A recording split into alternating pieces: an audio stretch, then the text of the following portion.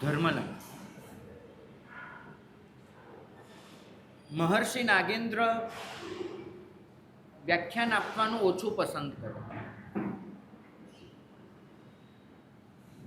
શ્રાવકોની ખૂબ વિનંતી થાય તો વળી કંઈક બોલે, બાકી લગભગ શ્રાવક એમની પાસે જાય, આશીર્વાદ આપે, કોઈક પ્રશ્ન હોય તો જવાબ આપે અને પછી વિદાય કરે.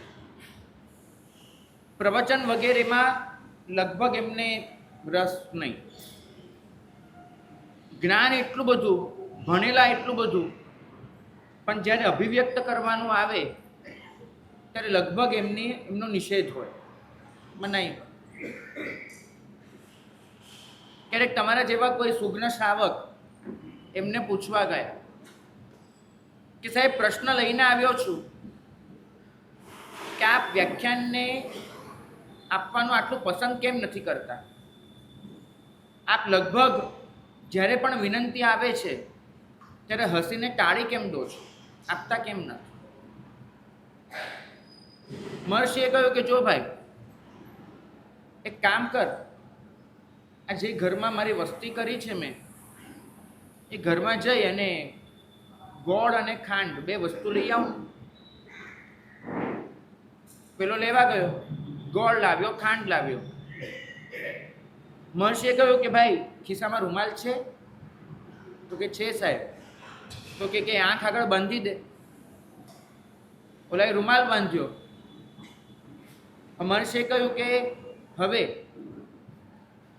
તારી સાથે જે ભાઈ આવ્યા છે એ તારા મોઢામાં વારાફરતી બંને વસ્તુ મૂકશે, પણ એ તને કહેશે નહીં કે પહેલાં ગોળ મૂક્યો કે પહેલાં ખાંડ મૂકી.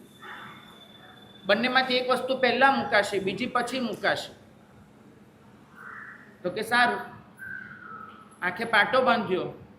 સાથેના શ્રાવકે પહેલાં એક વસ્તુ મૂકી, પછી બીજી મૂકી.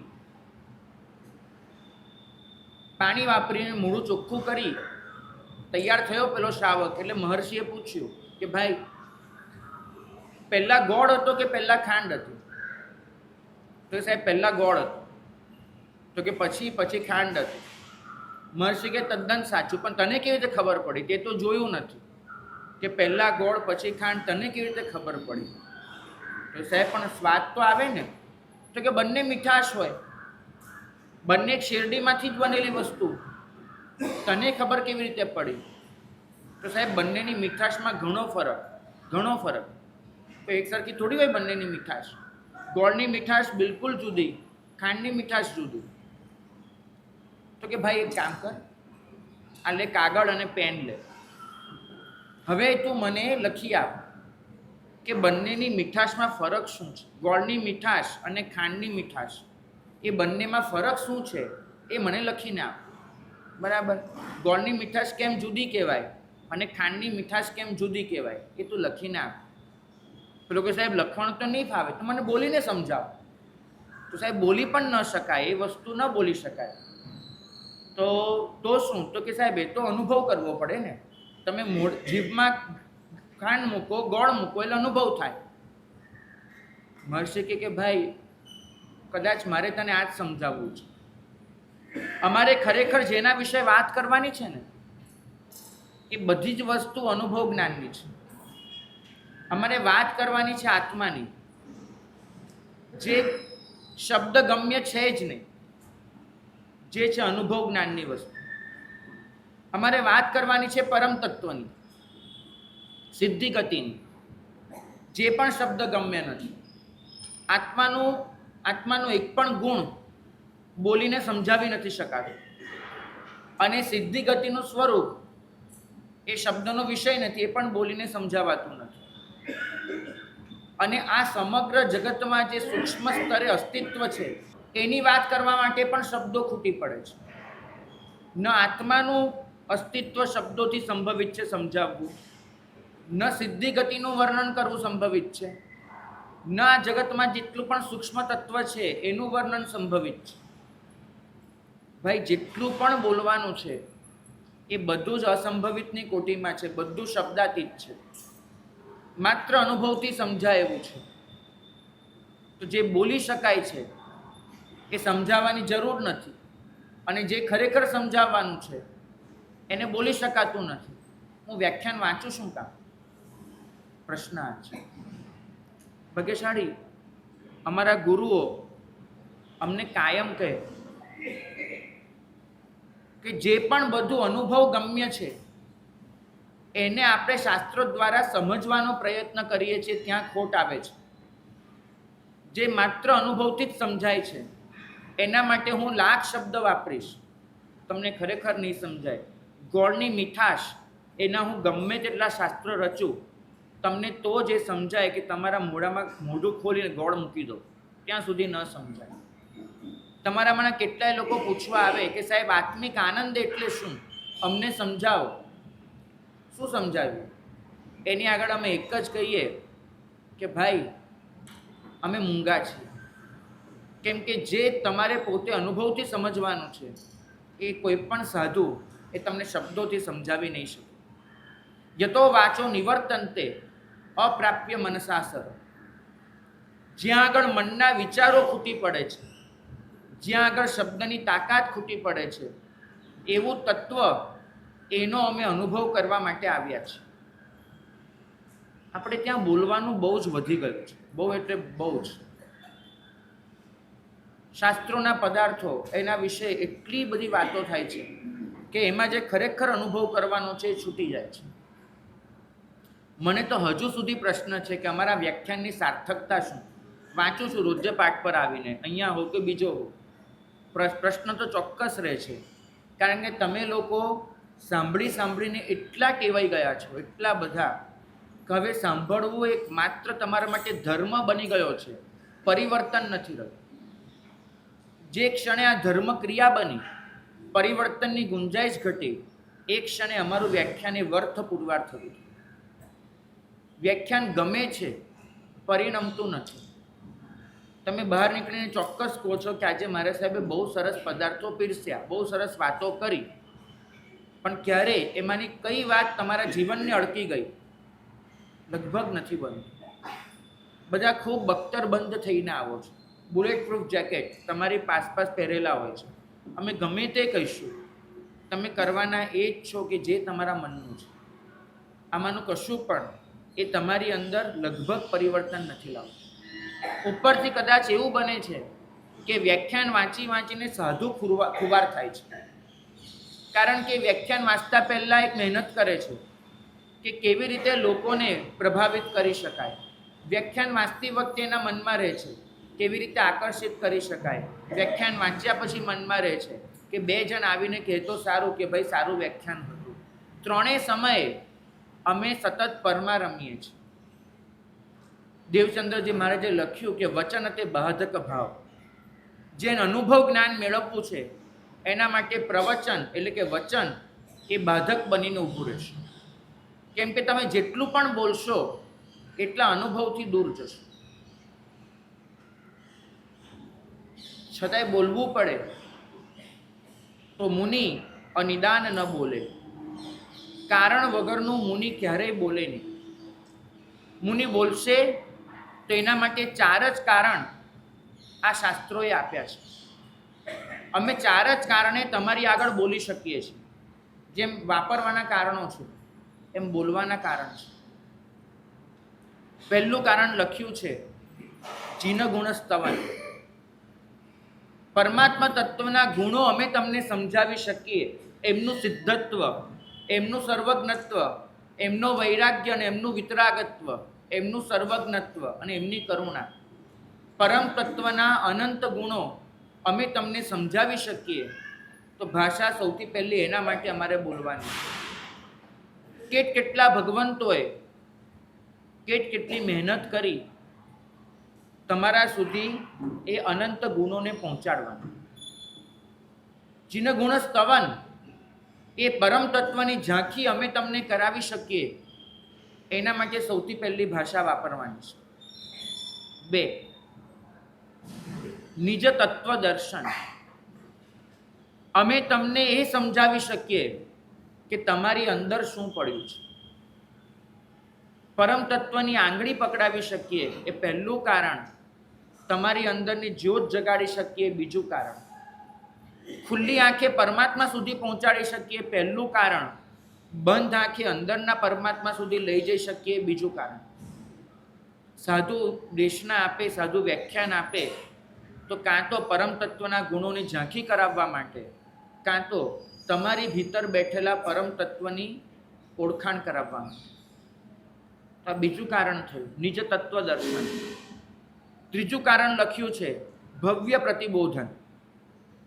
તમારી સામે જે ભવ્ય જીવો બેઠા છે એમને જેનાથી નિવૃત્તિ લેવાની છે એવાની નિવૃત્તિ લેવાની પ્રેરણા કરવાની, જેમાં પ્રવૃત્તિ કરાવવાની છે એ પ્રવૃત્તિ કરાવવાની મહેનત કરવાની. પ્રવૃત્તિ હોય વીરતીમાં, પ્રવૃત્તિ હોય ભક્તિમાં, તો એ અમારી મહેનત હોય. નિવૃત્તિ હોય તો પાપ વ્યાપારથી, 18 પાપ સ્થાનકથી, તો ભવ્ય પ્રતિબોધન. આ ત્રીજું કારણ છે અમારા વ્યાખ્યાનનું. અને ચોથું કારણ છે કે જો એ આવી જાય તો તમારો બેડો પાર થઈ જાય, નિજાત્મ જાગરણ. વ્યાખ્યાન વાંચતી વખતે તમે તમારા આત્માને વ્યાખ્યાન આપતા હો, બીજાને નહીં, તમને પોતાને. શાંત સુધારસની ઉપાધ્યાય વિનય વિજયજીએ રચના કરી. દરેક ઢાળમાં એક જ શબ્દ, વિનય તું સમજ, વિનય તું સંભાળ, વિનય તું આટલો ખ્યાલ કર, વિનય તું આમ કર. કશે બીજાને નહીં, પોતાના આત્માને જ શિખામણ આપી. તો નિજાત્મ જાગરણ. અમારું બોલવું એ અમને જગાડનારું બની જાય તો સમજવું કે એ શબ્દ એના તાર પરમ તત્વ સાથે જોડાઈ ગયા. તો 4 જ કારણે અમને વ્યાખ્યાનની છૂટ છે.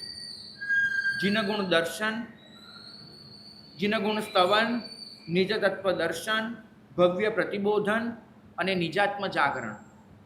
આ 4 કારણથી અમે પ્રવચન આપીએ તો અમારું પ્રવચન એ સમિતિ ગણાશે. આ 4 કારણ સિવાય અમે પ્રવચન આપીએ તો અમારું પ્રવચન એ વ્યર્થ વાર્તાલાપ ગણાશે.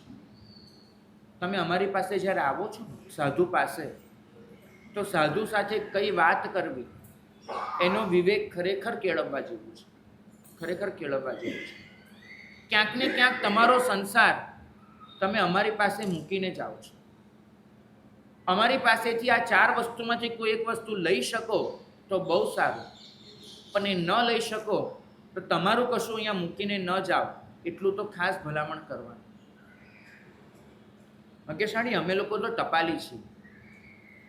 દીક્ષા હોય કે પદવી હોય, ઉપધાન હોય કે 12 વ્રત ઉચ્ચરાવવાના હોય, જ્યારે જ્યારે નાણ મંડાય અને સમવસ્ત્રણની સાક્ષીએ તમને કશુંક પણ આપવાનું થાય, સાધુ દરેક આદેશમાં એક વાક્ય બોલશે, ખમા સમણાનમ હથ્થેણમ સુત્તેણમ અથ્થેણમ તદુભયમ. સાધુ કહેશે કે તમારા સુધી જે પણ આવી રહ્યું છે એ અમે આપનાર નથી, અમે ટપાલી છીએ, કોઈકની ટપાલ તમારા સુધી પહોંચાડી. હા ભાગ્યશાળી, ક્ષમા શમનના હાથે, મતલબ કે એક ક્ષમા, તમે અમારા હાથને, અમારો હાથ નહીં સમજતા, આ ક્ષણે એક ક્ષમા શમનનો હાથ બની ગયો છે એમ તમે સમજજો. ભાગ્યશાળી, સાધુ વાસક્ષેપ કરે ને ત્યારે મહાત્માએ મારી પર વાસક્ષેપ કર્યો એની ધન્યતા અનુભવવી એ તમારું સદભાગ્ય ગણાશે. પણ આ વાસક્ષેપ સ્વયં તીર્થંકર કરી રહ્યા છે એવો અનુભવ કરવો એ તમારું ધન્ય ભાગ્ય ગણાશે. તમે જ્યારે વાસક્ષેપ કરીને માથું નમાવો છો ત્યારે અમે કયો શબ્દ ઉચ્ચારિત કરતા હોઈએ છીએ? નિઠ્ઠાર પારગા હોવ. આ એ જ શબ્દ છે કે જે શબ્દ સ્વયં પ્રભુવીરે દરેક વાસક્ષેપ સાથે બોલ્યા.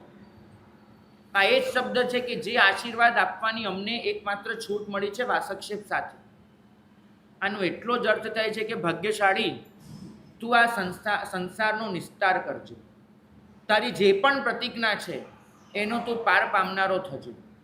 સાધુ એ તમને પાર પમાડનાર નથી, પણ તમે પાર પામી શકો એની પ્રેરણા આપનાર છે. સાધુ તમને આંગળી પકડીને ચલાવનાર નથી, પણ તમે ખૂટી જાઓ, ડૂબી જાઓ, બેસી પડો તો તમને પ્રોત્સાહિત કરીને પાછા ઊભા કરીને ચલાવનાર છે. ભાગ્યશાળી, સાધુનો આશીર્વાદ આખરે પરમ તત્વનો આદેશ હોય છે. આપણે આશીર્વાદને આદેશ નથી સમજતા, માટે વ્યક્તિ પૂજામાં અટવાઈએ છીએ. અહીં તો કશું પણ આપતી વખતે એટલું જ કહેવાનું હોય છે કે અમે તો તમારા સુધી એમની ટપાલ પહોંચાડી રહ્યા છે, એની આંગળી તમને પકડાવી રહ્યા છે. વ્યાખ્યાન કે ભાષા સમિતિ દ્વારા બોલાયેલું કોઈ પણ વચન કે તમે જ્યારે ભાષા સમિતિનો પ્રયોગ કરવા માંગતા હો, એવું ન સમજતા કે શ્રાવક ભાષા સમિતિનું પાલન ન કરી શકે, જૈન ભાષા સમિતિવાળો ન હોઈ શકે. દિવસની દરેક ક્ષણે આપણે ભાષા સમિતિવાળા હોઈ શકીએ છીએ, માત્ર એટલું જ કે મારા શબ્દમાં પરમ તત્વનો ઉઘાડ હોવો જોઈએ. આજથી લગભગ 400-450 વર્ષ પહેલાં ગુણરત્ન સૂરી કરીને એક આચાર્ય ભગવંત થઈ ગયા. એમને જીવનમાં જે પ્રતિજ્ઞાઓ લીધી હતી ને, એ પ્રતિજ્ઞાઓ આપણને દેખીતી રીતે બહુ નાની લાગશે. કદાચ મહાત્માએ આ સોમવારે એ પ્રતિજ્ઞાઓની વાત કરી હશે. એમની પહેલી પ્રતિજ્ઞા એ હતી કે હું જીવનમાં એક પણ વ્યર્થ શબ્દ નહીં બોલું. હું જે પણ બોલીશ એ આ 4 કારણ મેં જે ગણાવ્યા એ 4 કારણથી બોલીશ. પરમ તત્વની ઝાંખી કરાવવા માટે બોલીશ. એ સિવાય મારા મોઢામાંથી આખી જિંદગીમાં એક પણ વ્યર્થ શબ્દ નહીં નીકળે. તમને શું લાગે છે, આ પ્રતિજ્ઞા પાળવી સહેલી છે? કદાચ આના કરતાં સહેલી પ્રતિજ્ઞા હશે માસક ક્ષમણના પારને માસક ક્ષમણ કરી લેવા. કદાચ આનાથી સહેલી વસ્તુ હશે. વ્યર્થ શબ્દ બોલવાનો જ નહીં. મુનિસુંદર સુરી મહારાજ એમને લખ્યું કે ગુણરત્ન સુરીએ જે પ્રતિજ્ઞાઓ લીધી હતી, આ પ્રતિજ્ઞાઓનું પાલન કરવું એ દુષ્કરમાં દુષ્કર હતું. એમને બીજી પ્રતિજ્ઞા લીધી હતી આજથી લગભગ 450 વર્ષ પહેલાં, કે જીવનમાં ક્યારેય કોઈ વસ્તુનો કોઈ વ્યક્તિનો ટેકો નહીં લો. ક્યારે પણ હું ઊભો રહીશ તો ટેકા વગર, હું બેસીશ તો ટેકા વગર, અને ઊભો થઈશ, આપણે ઘણીવાર ઊભા થઈએ તો આમ હાથ મૂકીને ઊભા થઈએ, બરાબર, આનું આલંબન લઈને ઊભા થઈએ, તો ઊભો થઈશ તો પણ ટેકા વગર, અને નીચે બેસતી વખતે પણ કોઈનો ટેકો નહીં લો. કોઈનો પણ ટેકો ક્યારેય નહીં લેવાનો. અહિંસાના માપદંડ પ્રમાણે વિચારો તો જ્યારે તમે ટેકો લેવા માટે હાથ મૂકો ત્યારે એટલો જીવઘાત થતો હોય છે, કેમ કે તમારો હાથ ત્યાં મુકાયો. એમને કીધું કે આત્માને સ્વાવલંબી બનાવવું છે. હું સતત પરાવલંબનમાં છું. ટેકો લઉં છું, ટેકો લઈને ઊભો થઉં છું, બેસું છું, ઊભો રહું છું, બેઠો છું. દરેક જગ્યાએ મારું પરાવલંબન ચાલુ છે. અને જ્યાં સુધી પરાવલંબન હશે ત્યાં સુધી પૂતગલ પરનો ભરોસો નહીં હટે.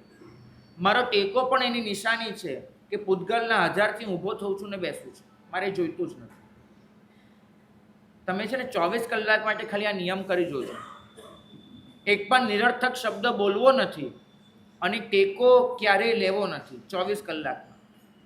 તમે જોશો તમે સહન જ નહીં કરી શકો. મારે નિયમ લેવો છે, તમારે નિયમ લેવાનો છે કે મારો દરેક શબ્દ, હવે પછી નીકળનારો દરેક વચન એ આખરે પરમ તત્વની ઝાંખી કરાવવા માટે હશે. નિરર્થક શબ્દ, નિરર્થક વચન મારે બોલવું જ નથી. કારણ કે તમારું દરેક નિરર્થક વચન આ સૃષ્ટિને કોઈ ખલેલ પહોંચાડે છે. તમારું દરેક નિરર્થક વચન કોઈના મનમાં રાગદ્વેષના વમળો જગાડે છે. તમારું દરેક નિરર્થક વચન તમારા આત્મા સ્વરૂપની પ્રાપ્તિમાં બાધક બને છે. તમારું દરેક નિરર્થક વચન આખરે તમને વિકૃતિ અને વિકાર તરફ દોરી જાય છે. તમે જે પણ બોલો છો એના પછી તમારે કેટલો પસ્તાવો કરવો પડે છે વિચારજો. નહીં બોલાયેલા શબ્દના તમે માલિક છો. બોલાયેલો શબ્દ તમારો માલિક છે. બહુ જાણીતી કહેવત છે. જે શબ્દ હજુ સુધી તમે બોલ્યા નથી એ બોલવો કે નહીં એ તમે માલિક છો. જે શબ્દ તમે બોલી ચૂક્યા છો, હવે એ શબ્દ દુનિયા સામે આ જાહેર થઈ ગયો, એ શબ્દ તમારો માલિક છે. શ્રાવક બોલે વિચારીને બોલે. શ્રાવક બોલે વિવેકપૂર્ણ બોલે. શ્રાવકને હંમેશા શાસ્ત્રોમાં કહ્યું છે મિતભાષી. જે પણ બોલશે એ સમજીને બોલશે, ઠંડકથી બોલશે. જંબુ વિજયજી મહારાજ ગમે તેવા સાધુ સમાજની વચ્ચે હાજર હોય, સંમેલન કે સ્નેહ મિલન ક્યાંય પણ, ક્યાંય સુધી પોતે ચૂપ બેસી રહે, બોલવાનું જ નહીં, બધું શાંતિથી સાંભળવાનું. એવા મહાવિદ્વાન પુરુષ બધું જ જાણતા હોય છતાંય ચૂપ. અને જ્યાં બહુ જ જરૂર લાગે અને બોલવું પડે, સંઘની રજા લઈને બોલવા માટે ઊભા થાય ને, આખી સભા, બે કાન બે આંખ બધું જ એમની તરફ તકાયેલું હોય. કારણ કે એમનો દરેક શબ્દ લોકો પીવા માટે રેડી હોય, કેમ કે એ ઝાઝું બોલતા નથી બોલતા.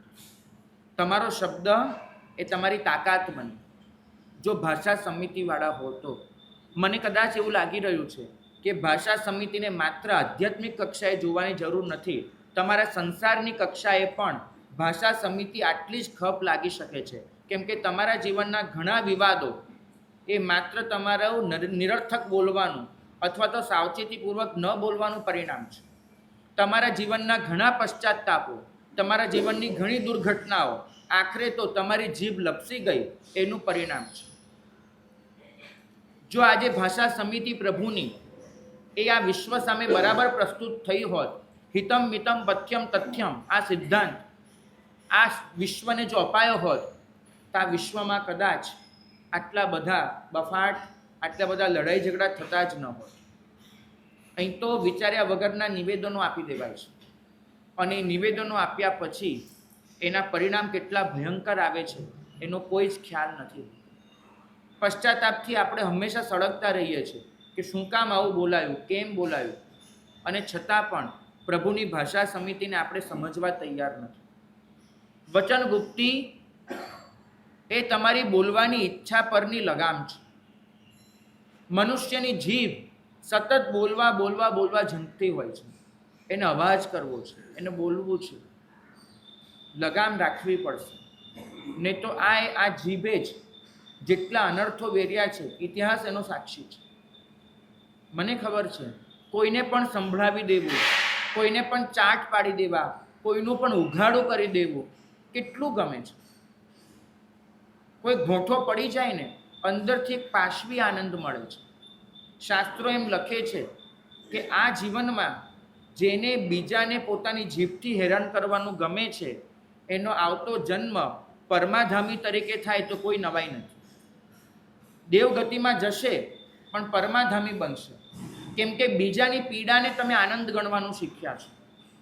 એ સિવાય તમે તમારી જીભથી કોઈને પીડા આપી જ ન શકો, પણ બીજાની પીડા એને તમારો આનંદ ગણો છો, તો પરમાધામી બની અને બીજાને પીડા આપવાનું તમને બહુ ફાવશે. વચન તો પારસમણી છે, અને આપણે જોજો ટોન્ટ મારવાનું, મેના ટોણા કરવાનું કદાચ જીવનમાં ફાવી ગયું છે. કોઈનો પણ ભૂતકાળ એને સંભળાવી એને ભૂંઠો પાડવાનું આપણને ખૂબ ગમે છે. અને કોઈ આમ અંદરથી છટપટ કરી જાય ને આપણા શબ્દોથી, ત્યારે આપણને એક વિચિત્ર પ્રકારનો પ્રસન્નતા અનુભવાય છે. સાવ ખૂબ તદ્દન પાશવી પ્રસન્નતા એને કહી શકાય. પ્રભુ કહે છે કે વચન ગુપ્તીને ભાષા સમિતિનો એટલો જ મતલબ છે કે તારું વચન પારસમણી બને. અહીં દેવચંદ્રજી મહારાજે લખ્યું કે લોહથી કંચન મુનિ કરે. એમને કહ્યું કે પેલો પારસમણી લોઢાને અડકીને સોવર્ણ બનાવે, એને તો અડકવાની જરૂર પડે છે. મુનિનું વચન શ્રોતારૂપી લોઢાને કંચન બનાવી દે છે. જો એ વચન પ્રભુ આજ્ઞાના પારસમણી વાળું હોય તો અડકવાની જરૂર નથી. આ ખાલી એક સેતુ છે, સંબંધ છે. લોહથી કંચન મુનિ કરે. બાકી બોલવા બેસીએ ને, બોલવું આમાં 3 વસ્તુ થાય છે પર સાપેક્ષ. હું બોલું છું ત્યારે ભાષા વર્ગના પૂતગલોનું ગ્રહણ કરું છું, પૂતગલો પર થયા. હું જ્યારે બોલવાને ભાષા રૂપે પરિણમાવું છું, ફરીથી પૂતગલ સાથે કામ પાડું છું, અને બોલીને બહાર પૂતગલોને વિસર્જિત કરું છું, ફરીથી ભાષા સાથે પૂતગલ સાથે કામ પાડું છું. ગ્રહણ, પરિણમન અને મોચન 3 કક્ષાએ પૂતગલ સાથે કામ પાડું છું. બોલવું એ પર સાથેનું કામ છે. એ તમને સ્વથી દૂર લઈ જનારું બની શકે છે. અને ખરેખર તો આપણે જ્યારે કોઈ વ્યાખ્યાનમાં પણ હોઈએ ને, ત્યારે ખરેખર સાંભળતા નથી હોતા. મને ખબર છે, અમારે ત્યાં ગુણાનુવાદ સભાઓ થાય ને, ગુણાનુવાદ સભા, એમાં એક બહુ વિચિત્ર પરિસ્થિતિ તમને બતાડું. બોલવા માટે લગભગ 10 જણને આમંત્રણ અપાયું હોય, બરાબર? દરેકે 5-7 મિનિટનો ગુણાનુવાદ કરવાનો હોય. બેઠેલા દરેક મહાત્મા એક જ વિચાર કરતા હોય, કોઈનું સાંભળતા ન હોય. મારો વારો આવે ત્યારે મારે શું બોલવાનું, મારે જે ઘટના બોલવાની હતી એ પેલા મહાત્મા બોલી ગયા, હવે હું શું બોલીશ, મારો મુદ્દો એમને વાપરી નાખ્યો. એક સમાન વિષય પર જ્યારે અનેક વક્તવ્યો કરવાના હોય તો મગજ ખરેખર પેલા વ્યક્તિના ગુણો સાંભળવાને બદલે હું શું બોલીશ એની ચર્ચામાં પડ્યું. સેમિનારમાં આ જ જોયું છે. દરેક શ્રોતા એ વાસ્તવમાં વક્તા હોય છે. તમે અત્યારે પણ જુઓ, તમારા મનને તપાસો. હું આટલું બોલી રહ્યો છું, તમારું મન આ ક્ષણે પણ સંપૂર્ણપણે શ્રવણમાં ડૂબી જવાને બદલે બીજા કોઈને કોઈ વિચારો કરી રહ્યો છે. કોઈને કોઈ વિચારો. તમારા મનમાં એવો વિચાર આવે ને કે મહાત્માએ સારું કીધું, સારો પદાર્થ આપ્યો. ભગવાન કહે છે કે એ પણ અડચણરૂપ છે બોધ પામવામાં. કેમ કે તમે આ વિચાર કરશો, એ વિચારમાં જે પેલું પરિણમન થવાનું છે એ ચૂકાઈ જશે. તમે એવા એકાકાર થઈને શ્રવણમાં ડૂબી જાઓ કે અભિપ્રાય આપવાનું બંધ કરી દો. તમે એમ કહેશો કે આ વ્યાખ્યાન સારું છે, એ પણ તમારો અભિપ્રાય છે, અને આ અભિપ્રાય તમારા જજમેન્ટલ માઇન્ડમાંથી આવ્યો છે. તમે ન્યાયાધીશ બનીને આવ્યા છો કે મહાત્માનું વ્યાખ્યાન સારું હતું કે ખોટું હતું. એ નક્કી કરનાર આપણે કોણ? ચોક્કસ. પણ આમાંથી હું પણ બાકાત નથી. અમે પણ અહીં તમારી જગ્યાએ બેઠા હોઈએ તો એમ જ થાય કે આ મુદ્દો ને, હા, અમે કોઈકના વ્યાખ્યાન સાંભળીએ તો લગભગ વ્યાખ્યાન વાંચવાનું શરૂ કર્યા પછી એવું થઈ ગયું છે કે વ્યાખ્યાન સાંભળીએ તો મનમાં એમ થાય કે આ મુદ્દો આપણે પણ વ્યાખ્યાનમાં લેવા આવ્યો છે. મનમાં જ એક નોટ બનતી જાય. સારી ચોપડી વાંચે તો એમ થાય કે હા, મુદ્દો નોટ ડાઉન કરી લો, કદાચ વ્યાખ્યાનમાં બોલવામાં ખપ આવશે. વ્યાખ્યાન શરૂ ન કર્યું હોય ને, જ્યાં સુધી વ્યાખ્યાન વાંચવાની ઉંમર નહોતી આવી ત્યાં સુધી કંઈ પણ વાંચતા હતા તો એમ થતું હતું કે હા, આપણને આત્મસાધનામાં ખપ લાગે એવું છે આ વચન, ચલો એ રીતે નોંધ કરો કે ક્યારેક આપણે વાંચીએ આત્મસાધનામાં ખપ લાગે વગેરે વગેરે. વ્યાખ્યાન વાંચવાનું શરૂ કર્યા પછી નોટનો પ્રકાર બદલાઈ જાય કે કયા મુદ્દા અપાયા છે. ક્યાંક કોઈ કથા સાંભળી, હા આ કથા બહુ સારી છે, આ ટૂચકો બહુ સારો છે, કાવ્ય પંક્તિ સારી છે, આ શેર શાયરી સારી છે. માઇન્ડસેટ બદલાઈ જાય છે. આપણે સાંભળતી વખતે પણ સાંભળતા નથી હોતા, વાંચતી વખતે પણ વાંચતા નથી હોતા. મોબાઈલમાં આવતો દરેક સારો મેસેજ ફોરવર્ડ કરવા માટે હોય છે, બરાબર? ચિંતન કરવા માટે નથી હોતો.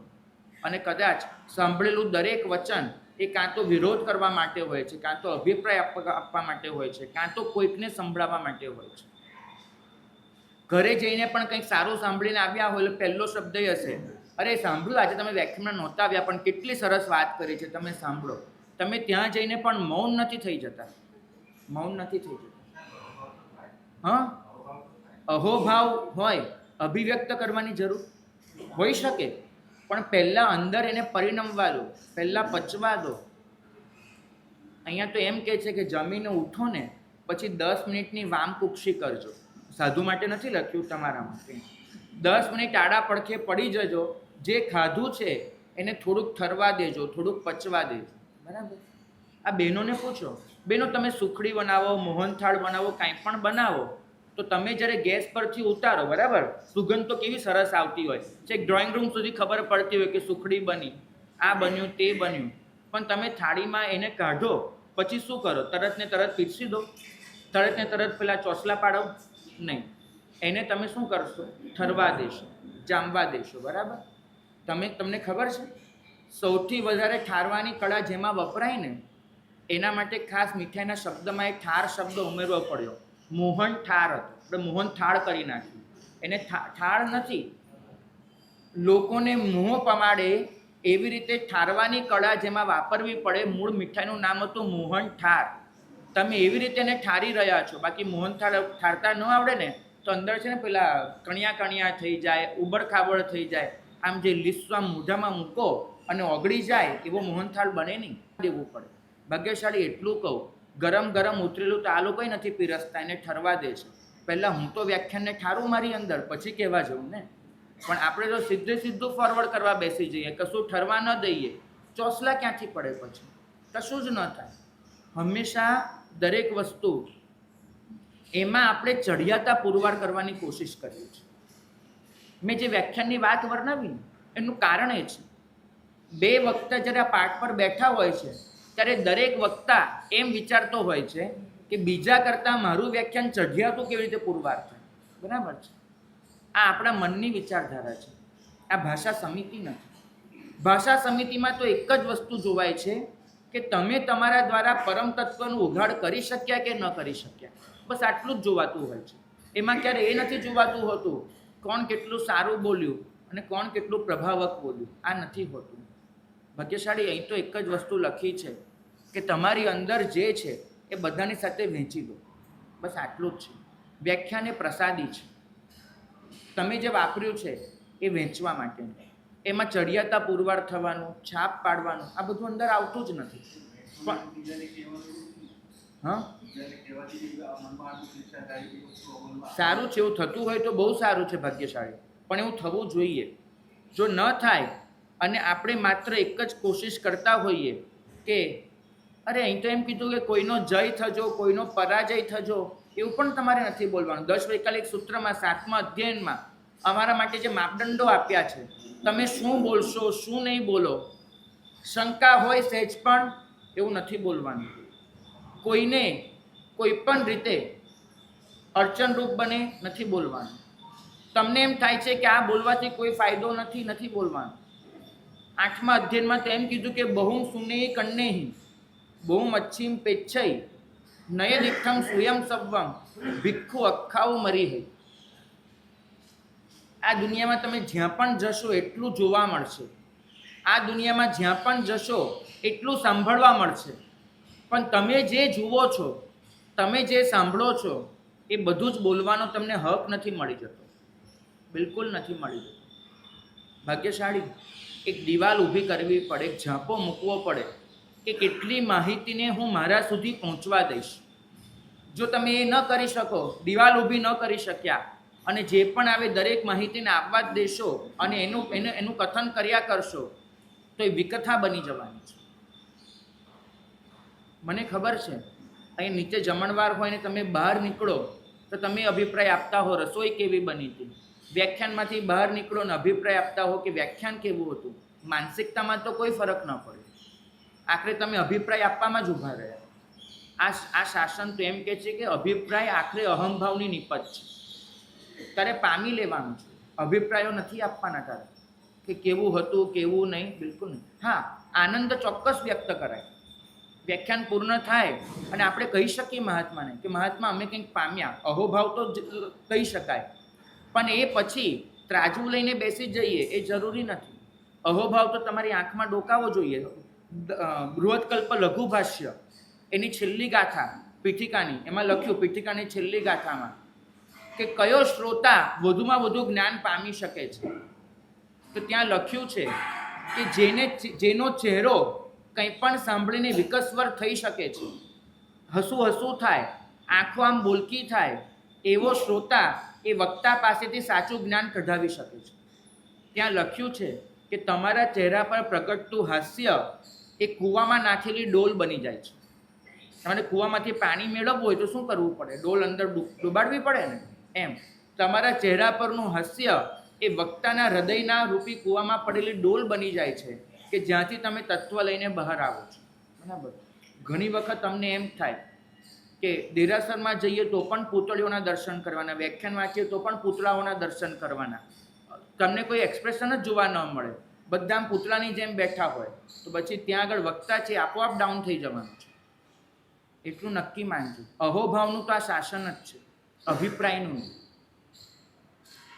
અને અહીંયા તો આ શાસનને સાચવવાની શબ્દ દ્વારા કે બીજી કોઈ પણ રીતે એટલી મોટી જવાબદારી મૂકવામાં આવી છે કે આ શાસનને હું નિરર્થક કશું જ ન આપું. મને ખબર છે રામચંદ્ર સુરી મહારાજ હેમચંદ્રાચાર્યના શિષ્ય, એમના પટ્ટધર હેમચંદ્રાચાર્ય ભગવંત કાળધર્મ પામ્યા 1229માં. અને અજયપાળ રાજા એને ગુરુ તરીકે સ્વીકાર્યા બાલચંદ્ર નામના સાધુને. હેમચંદ્રાચાર્યના જ શિષ્ય હતા પણ અપાત્ર જીવ. અયોગ્ય જીવ, વિદ્વાન ખરા, પરિણતિ નહીં. હેમચંદ્રાચાર્ય ભગવંતે રામચંદ્ર સૂરીને આજ્ઞા ફરમાવી હતી કે બાલચંદ્રને આચાર્ય પદવી નહીં આપતા, મારી આજ્ઞા છે. અજયપાળે રામચંદ્રાચાર્ય એમને સભામાં બોલાવ્યા.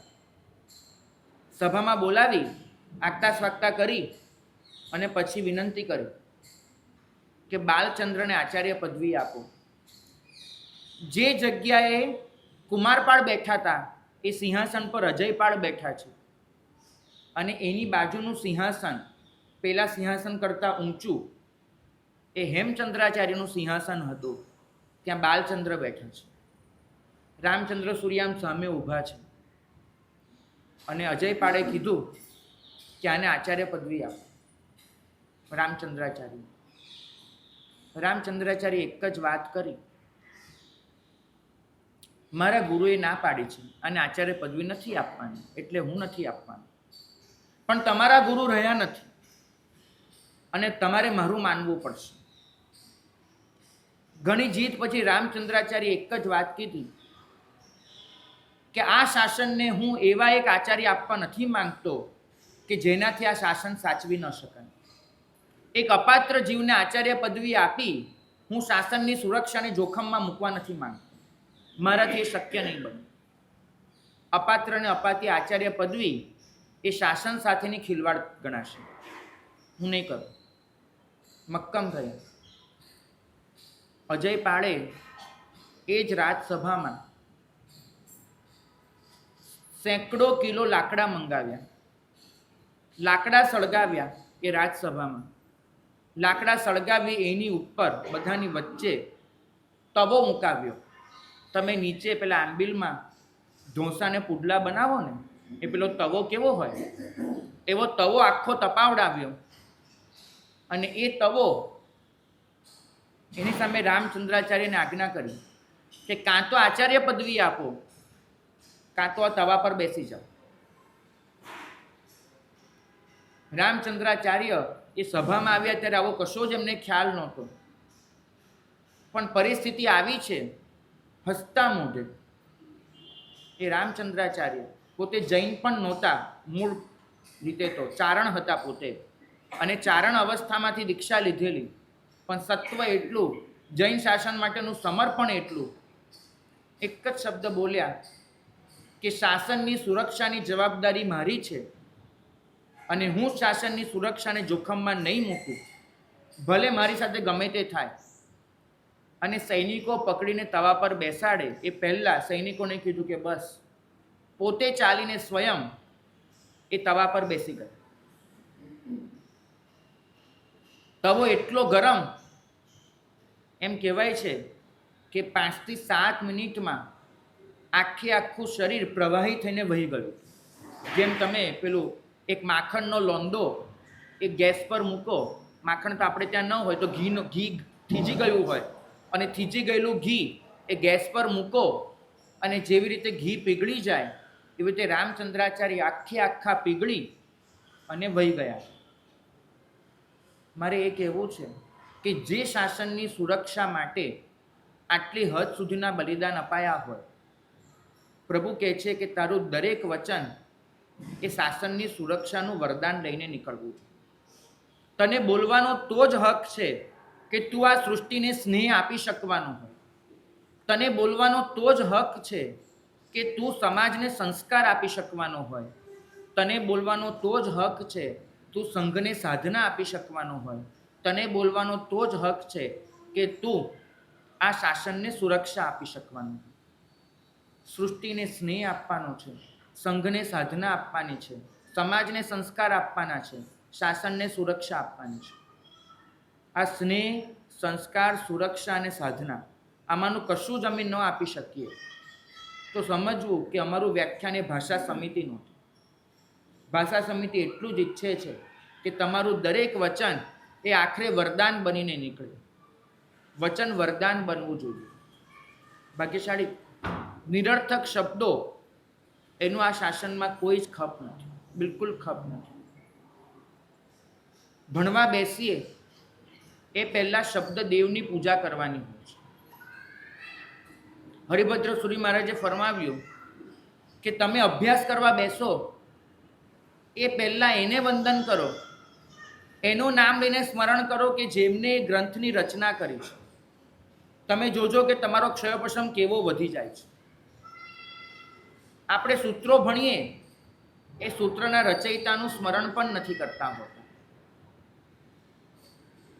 અમારી આગળ કોઈ આવે કે સાહેબ ગાથા યાદ નથી રહેતી, અમે એટલું જ કહીએ કે મનોમન જેને આ રચના કરી છે ને એના અનુગ્રહની યાચના કર કે સાહેબ હું એવું માનું છું કે આપે કદાચ મારા માટે જ આ ગાથા રચી છે અને કદાચ મારું એ ધન્ય ભાગ્ય હોત કે આપના કાળમાં મારો જન્મ થયો હોત તો આપના ચરણોમાં બેસીને આપના મોઢે આ ગાથા મેં લીધી હોત. આજે કદાચ એ સદભાગ્ય મારું નથી, પણ હું આપના સાનિધ્યમાં છું એવી માનસિક કલ્પના કરીને આ ગાથા ગોખવાનો પ્રયત્ન કરું છું. સાહેબ મારા પર અનુગ્રહ કરજો, આશીર્વાદ આપજો. અને હું ગેરંટી આપું છું તમને, જે ગાથા કરતાં તમને 10 કલાક થતા હશે ને એ ગાથા તમને 10 મિનિટમાં યાદ રહી જશે, કારણ કે તમે એના સાનિધ્યમાં છો. આપણે તો શબ્દનું અને શબ્દ જેને આપ્યા છે એ દરેકનું બહુમાન ચૂક્યા છીએ, કારણ કે આપણા મનમાં શબ્દની કિંમત જ નથી અને કિંમત ન હોવાના લીધે નિરર્થક શબ્દો વેડફાયા કરે છે. શબ્દ બ્રહ્મ છે, શબ્દ દેવ છે, શબ્દ આપણું સત્વ છે. એ જ્યાં સુધી નહીં સમજીએ ત્યાં સુધી નિરર્થક વચન વ્યાપાર ચાલુ જ રહેવાનો. તમને કદાચ ખબર હશે કે આપણે અર્યંત ચૈયાણમ બોલીએ એમાં શ્રદ્ધાએ પછી મેહાએ કેમ મૂક્યું છે. મેં વાચનામાં પણ કહ્યું, કારણ કે પહેલાં શ્રદ્ધા કેળવવાની છે અને એ શ્રદ્ધા દ્વારા બુદ્ધિને શુદ્ધ કરવાની છે. એકલી મેધા હશે અને શબ્દમાં શ્રદ્ધા નહીં હોય તો પછી એ મેધા એ શબ્દને સાધન તરીકે જ વાપરશે. શબ્દ એ સાધન તરીકે વાપરવાની ચીજ નથી, શબ્દ એ સાધના છે. સાધન અને સાધના વચ્ચેનો ફરક સમજજો. જ્યાં કશુંક મેળવવાની ઝંખના છે એના માટે જે વપરાય તે સાધન છે. જ્યાં કશુંક પ્રગટવાની ઝંખના છે, પ્રગટાવવાની, અને એના માટે જે વપરાય તે સાધના છે. સાધનથી પ્રાપ્તિ થઈ શકે, સાધના પ્રાગટ્ય માટે હોય છે. આપણે હંમેશા કશુંક પ્રાપ્ત કરવા માંગીએ છીએ માટે શબ્દો વાપરીએ છીએ. આપણે જ્યારે પ્રગટાવવાની વાત કરીશું ને ત્યારે શબ્દ એ સાધના બની જશે. તમારો એક શબ્દ એ વરદાન બની જાય સૃષ્ટિ માટે, જો તમે ભાષા સમિતિ અને વચન ગુપ્તિવાળા હો તો. પદ્મપ્રભ સ્વામીનું સ્તવન છે, એમાં લખ્યું છે નામગ્રહે આવી મિલે રે, બરાબર, મન ભીતર ભગવાન. તમે નામ લો અને આવી મળે. અર્થ તો સમજાય એવો છે, પણ મહાપુરુષોએ બહુ જુદા સંદર્ભે આ પંક્તિને ખોલી છે. એમને કીધું છે કે નામ નિક્ષેપો એ ભાવ નિક્ષેપા સાથે એકાકાર છે. તમે નામ લો અને મનમાં એ પરમ તત્વ પધારી જાય તો સમજવું કે નામ નિક્ષેપો અને ભાવ નિક્ષેપો. નામ નિક્ષેપો એટલે પ્રભુનું નામ, ભાવ નિક્ષેપો એટલે પ્રભુનું અસ્તિત્વ. નામ સાથે અસ્તિત્વ આટલું એકાકાર થઈ જાય કે નામ લો અને અસ્તિત્વ આવી મળે, બરાબર. તો આ તો આ ગાથાનો અર્થ થયો. આનું તાત્પર્ય એ છે કે તમારો દરેક શબ્દ એ આખરે કશાકનો નામ નિક્ષેપો હોય છે, બરાબર. તમારો દરેક શબ્દ આખરે કશાકનો નામ નિક્ષેપો હોય છે અને નામ ભાવ સાથે જોડાયેલું હોય છે. તો તમે જે બોલશો એ પ્રકારનું તમારું અસ્તિત્વ થઈને ઊભું રહેશે. જો પ્રભુનું નામ લો અને પ્રભુ પધારી જતા હોય તો શૈતાનનું નામ લો તો શું પધારવાનું? એ શૈતાન જ આવવાનું છે. તમે દરેક શબ્દ એવી રીતે બોલો કે આખરે નામ નિક્ષેપો હોય, તમારે એ રીતે બોલવાનું છે. શબ્દોમાં આપણો પ્રતિબંધ ઘણો વધી ગયો છે. આપણે જ્યારે બોલીએ છીએ ને ત્યારે ભીતરી જાગૃતિ એ શબ્દ રૂપે વ્યક્ત થવી જોઈએ. ભાષા સમિતિ એ પણ સૂચવે છે કે તમારો દરેક સ્વાધ્યાય એ કર્મ નિજરાનું કારણ બને, એ તો બને કે કે સ્વાધ્યાય અહંભાવ સાથે જોડાયેલો ન હોય. લિસ્ટ ઘણા બનાવ્યા કે મને કેટલી ગાથાઓ આવડે છે, હું કેટલું ભણ્યો, કેટલું શીખ્યો, આ લિસ્ટ બનાવ્યા. કદાચ નાના હતા પાઠશાલામાં એક ટેવ પડી હતી લાલચની કે આટલું ભણીએ તો આટલી પ્રભાવના, આટલું ભણીએ તો આ. મોટા થયા પછી પણ આ લાલચ કદાચ હટી નથી. આપણું દરેક જ્ઞાન આખરે તો કોઈના પર કબજો કરવામાં વપરાઈ રહ્યું છે. વગર કારણની દલીલો, વગર કારણનો વિરોધ, એના દ્વારા આપણે આ સંઘમાં, આ શાસનમાં શબ્દના નામ પર, શાસ્ત્રના નામ પર વધુ ને વધુ અસમિત જ થતા જઈએ છીએ. આ શું ભાઈ?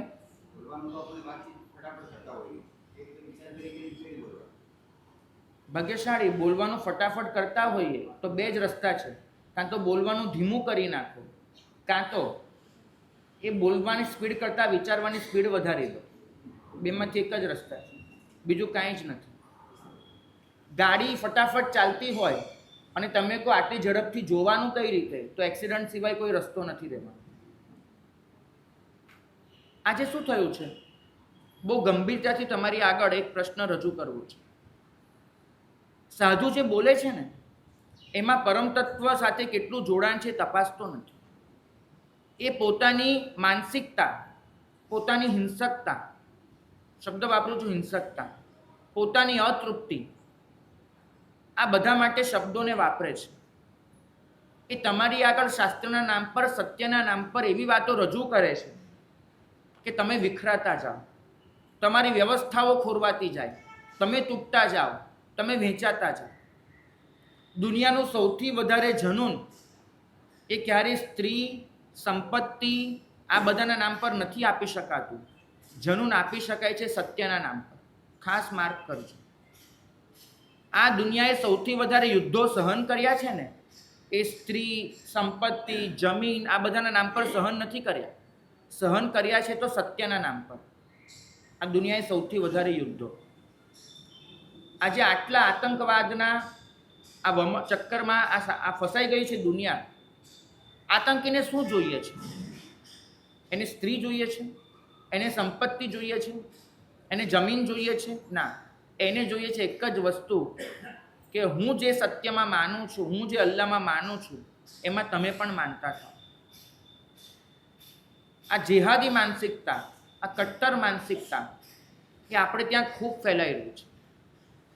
એક સાધુ વચન બોલે છે અને સમાજ ભડકો થઈ જાય છે. એક સાધુ તમારા મનમાં એવું કંઈક નાખે છે, સંઘ વહેંચાઈ જાય છે. એક સાધુ સમાજ વચ્ચે એવું કંઈક બોલી નાખે છે, સમાજના ભાગલા પડી જાય છે, વિરોધ થઈ જાય છે. કેમ? કારણ કે શબ્દ ઉશ્કેરણી જનક બન્યા છે. શબ્દ કોઈકનું નબળું દેખાડવામાં વપરાઈ રહ્યા છે. શબ્દ તમને અંદરથી શાંત કરવાને બદલે તમને ઉશ્કેરવા માટે વપરાઈ રહ્યા છે. ખાસ કહેવાનું, ભાષા સમિતિ એટલું જ શીખવાડે છે કે સત્ય માટે સમર્પણ હોય, સત્યનો પણ આગ્રહ ન હોય, સત્યની ઉપાસના હોય, સત્ય કોઈ સ્વીકારે એની મહેનત ન હોય, સત્યની પ્રેરણા ચોક્કસ હોય, સત્ય માટે બળજબરી ન હોય. આજે મનુષ્ય પોતાની પાસે જે સત્ય આવ્યું છે માત્ર એનાથી ખુશ નથી. એને તો એક જ વસ્તુ થાય છે કે મારું સત્ય એ બીજાનું પણ સત્ય બનવું જોઈએ. યુદ્ધ માટે સંસ્કૃતમાં શબ્દ છે મમ સત્યમ. બહુ વિચારવા જેવો શબ્દ છે. સત્ય મારી પાસે જ છે અને મારું સત્ય દુનિયાનું સત્ય બને, આ વિચારધારા જ યુદ્ધ છે, બીજું કાંઈ નથી. નક્કી કરવું પડશે આપણે બધાએ જ કે ભાષા સમિતિ એને એ રીતે સિદ્ધ કરવી છે કે આપણો શબ્દ એ સમાજ માટે કલ્યાણકારી બને, મંગલકારી બને. સમાજમાં વિરોધ, વૈમનસ્ય અને વિદ્રોહ એ જન્માવાનું કારણ ન બને. બહુ સહેલું છે શબ્દો માટે કોઈનો કબજો લઈ લેવો, કોઈના મનમાં કોઈના પણ માટે હીનભાવ નાખી દેવો બહુ સહેલું છે. અઘરું છે કે શબ્દને સાધના બનાવી અને પરમ તત્વ સાથે જોડાણ કરાવી દેવું, બહુ અઘરું છે. અહીં તો 10 વૈકલ્પિક સૂત્રમાં કહ્યું, આજનું મારું વ્યાખ્યાન એના પર આધારિત છે માટે વારંવાર આગમનું નામ આવશે કે સાધુએ એ પણ નથી કહેવાનું કે વરસાદ પડે તો સારું, સાધુ એ પણ નથી કહેવાનું કે વરસાદ બંધ થાય તો સારું, કશું જ નહીં. કેમ કે આ સૃષ્ટિના તમે મિત્ર છો, અને મિત્ર હોવાનો એક જ અર્થ થાય છે કે જે છે એનો સ્વીકાર હોય સ્નેહપૂર્વક. અહીં તો તમે કેવા થઈ ગયા છો ખબર? અમારું સામયું હોય ને, ચોમાસાનો પ્રવેશ હોય, સામયું હોય, અને માનો કે સવારે 6:30 સુધી વરસાદ હોય, સામાયનો ટાઈમ 6:45 હોય, અને ધારો કે વરસાદ બંધ પડી ગયો, બરાબર, આપણે સામયું લઈને અહીંયા પધાર્યા, અહીં આવ્યા અને વરસાદ ચાલુ થયો, સાહેબનું પુણ્ય, કેવું પુણ્ય! અરે 1 કલાક આખી સૃષ્ટિ તરસી મરી ગઈ, એ મારા પુણ્ય છે. આ સૃષ્ટિમાં કેટલાય તત્વોની જરૂર હતી પાણીની, અને મારા સામૈયા માટે મારી આગળ ખાલી બેન્ડ વાગેનું પાછળ ચાલુ અને એમ કરીને ઠાઠમાઠથી પહોંચું, એના માટે આખી સૃષ્ટિ 1 કલાક માટે તરસી મરી, અને મારું પાપ કહેવાય કે પુણ્ય કહેવાય? પોતે વિચારજો તમે, ભાગ્યશાળી. અને એમાં જો કદાચ વચ્ચે થોડી ઝરમર થઈ ગઈ તો અમી છાંટના કહેવાય, પાછા યાદ રાખો, એ ઝરમર પાછી અમી છાંટના કહેવાય. શું કરવા બેઠા છે? સાધુને બોલવાની ના રાખી છે. ગરમી બહુ વધી ગઈ છે, હવે ઠંડક થાય તો સારું, કશું પણ નહીં. આ સૃષ્ટિને સાધુએ કોઈ કમાન્ડ આપવાનો નથી, કેમ કે સાધુનો દરેક શબ્દ છે ને સત લઈને નીકળશે, અને આ સત જો આવી રીતે કમાન્ડ આપવા માંડશે ને તો આ સૃષ્ટિમાં ખાના ખરાબી જ થશે. સાધુ વચન સિદ્ધ હોય એનો મતલબ એવો નથી કે સાધુ જે બોલે સિદ્ધ જ થાય. તમારા મનમાં જો આવો અર્થ હોય ને વચન સિદ્ધનો, કે મારા સાહેબ જે બોલે છે સાચું જ પડે છે, થઈને જ રહે છે, એ વચન સિદ્ધ, આવો અર્થ મનમાંથી કાઢી નાખજો. આ શાસ્ત્ર વચન સિદ્ધનો એક અર્થ ફરમાવે છે કે જે સિદ્ધ થવાને અનુરૂપ હોય એવું વચન બોલવું, એનું નામ વચન સિદ્ધ. એમના મોઢામાંથી બીજું વચન જ નથી નીકળતું કે જે સિદ્ધિ ગતિમાં ઉપયોગી ન બનતું હોય. વચન સિદ્ધ થવુંનો એક જ મતલબ થાય કે પ્રભુની આજ્ઞા મુજબ જ હવે દરેક વચન નીકળશે, એ સિવાયનું વચન જ નહીં નીકળે તો મેં વચન સિદ્ધ કર્યું કહેવાય. કોઈ વિદ્યા સિદ્ધ કરવીનો મતલબ શું થાય? એ વિદ્યા હવે મને પૂરેપૂરી પરિણમી ગઈ. તો વચન સિદ્ધનો શું મતલબ થાય કે કયું વચન બોલાય ને કયું ન બોલાય હવે સહજ રીતે જ પ્રભુની આજ્ઞા પ્રમાણેના જ વચનો નીકળે છે, એ વચન સિદ્ધ. ભાગ્યશાળી. છેલ્લી એક વાત કરીશ ઉદયસુરી દાદાની. ભાષા સમિતિ અને વચનગુપ્તિનો એક તદ્દન નવો અર્થ આ પ્રસંગમાંથી નીકળશે. મારા પરંપરાએ ગુરુ છે એ રીતે ન જોતા, માત્ર એક કથા તરીકે, એક પ્રસંગ તરીકે આને જોજો. ઉદયસુરી દાદાની જિંદગીના છેલ્લા થોડાક વર્ષો આંખો નહોતી, એકદમ ધૂંધળું ધૂંધળું દેખાય, અને છેવટે તો એ પણ બંધ પડી ગયું હતું. પણ હૃદયનો બોધ બહુ જાગૃત, બહુ જાગૃત. લગભગ 30 વર્ષ એમને આંખોની પીડામાં ગુજાર્યા. પહેલાં વિઝન ઘટ્યું ને એમ કરતાં કરતાં છેલ્લે સાવ ગયું. પણ અભ્યાસ એટલો બધો કે એના બળે પોતાનું જીવન નિર્વહન કરી શકે. ક્યારેક એમને કોઈકે પૂછ્યું તો સાહેબ આંખો નથી એનું આપને કોઈ દુઃખ નથી થતું? તો કે દુઃખ એ ચોક્કસ થાય છે કે એરિયા સમિતિનું પાલન કરવામાં અડચણ પડે છે, પણ દુઃખ એ નથી થતું કે કશું વાંચી કે લખી નથી શકતો. કેમ કે જેટલું ગ્રહણ કરવાનું હતું, જેના આધારે મારી જિંદગી નીકળી શકે એટલું મેં લઈ લીધું છે. એના સ્વાધ્યાયથી નીકળી જશે મારું જીવન. એક ગામમાં પોતે પધાર્યા હતા અને એમનું વ્યાખ્યાન રાખ્યું હતું. વ્યાખ્યાન ભગવંતે ચાલુ કર્યું. વ્યાખ્યાન ચાલ્યું લગભગ 2.5 કલાક ચાલ્યું. વ્યાખ્યાનનો સમય આપ્યો તો 1 કલાકનો, અને વ્યાખ્યાન ચાલ્યું 2.5 કલાક. સ્વાભાવિક છે જે થતું હોય.